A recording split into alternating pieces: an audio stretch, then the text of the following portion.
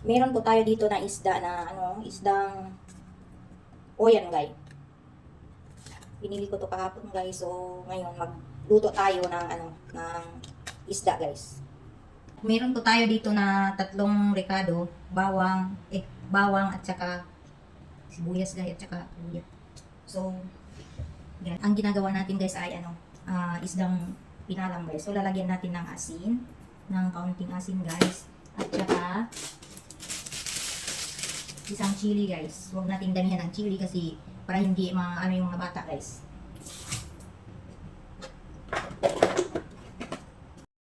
Hugasan natin ang ating isda guys. Ito po ang ating hugasan natin sa tubig guys.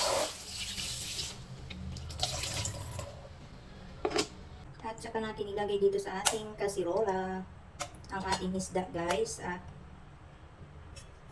ayan guys, 4 lang ang ating lulutuin. Okay guys, lalagyan natin ng ating mga ricado, yung mga natin, yung dinurog-durog natin, lagyan natin dito sa gitna. Saka natin lagay dito. Lagay natin na isa-isa guys.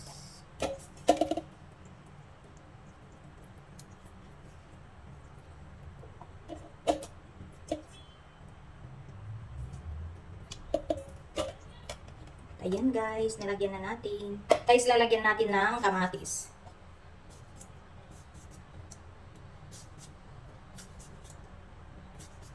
At meron po tayo dito na kamyas at ilalagay natin dito sa ating lulutuin natin isda. Lalagay natin itong lahat ang ating kamyas guys. At lalagyan natin ng kaunting vinegar guys ang ating isda. At ayan guys, lagyan natin ng kaunting mantika ito guys, ang ating isda. At saka natin sindihan ito.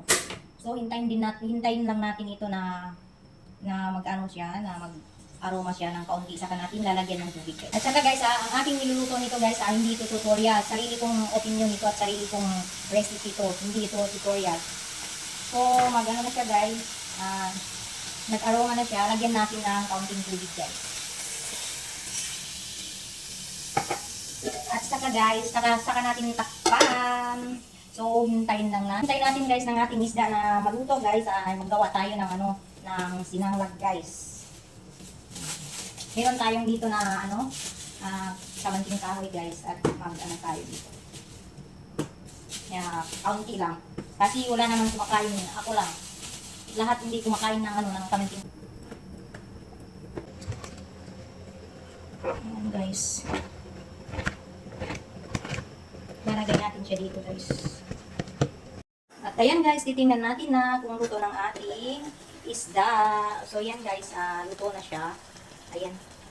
Luto na siya guys. So, tikman natin daw guys at kukuha tayo ng kaunting sabaw kung okay ang lasa. Okay na guys. At saka luto na siya guys. So, patayin natin ang kanyang apoy guys. I-set aside natin siya kasi magluto pa tayo ng ito. Lulutuin natin ito, sinanglag. Okay guys, ngayon ang lulutuin natin ang ating sinanglag. Ito guys, at hindi makita guys. So, open natin na ang ating lalagyan natin ng kaunting kaunting, yung bang pangalan nito? Nyog. Inayod na nyog. Lagyan natin ng kaunti para hindi siya daw magdikit guys. Inahan natin ang kanyang apoy at saka natin ganun siya guys. Inipos natin siya ng kaunti. Ganun. Tapos guys, saka natin ilagay itong kamanting kahoy dito sa ating kawali guys. Mekos lang guys. Hanggang sa maluto siya guys.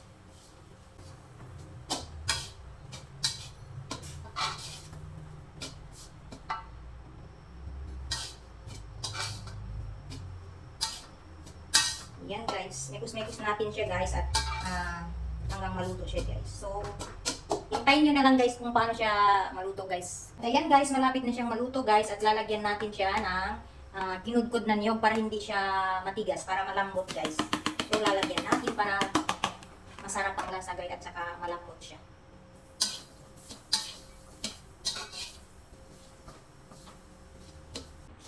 At ayan guys, luto ng ating nilulutong sinanglag at ating isda na pinalim guys. So, paano ba to guys? Hanggang dito na lang ang ating video. Paalam. And thank you for watching. Bye-bye. Kain po.